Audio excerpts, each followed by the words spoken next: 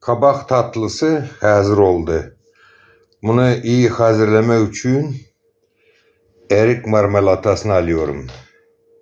Kendim yaptım, özüm yaptım. Yine hersine böyle koyuyorum. Yine erik marmelatası. Erik de pazardan aldım, özüm evde yaptım. Her bir şeyi özüm yapıyorum.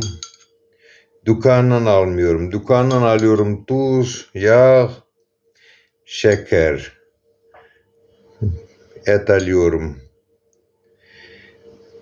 Süt alıyorum. Başka şeyleri özüm, her bir tatlı şeyleri özüm yapıyorum. Bunu yiyen adam diyecek, niye göre ben bunu özel yemedim? Bu tatlını. Bu tatlı çok tatlı.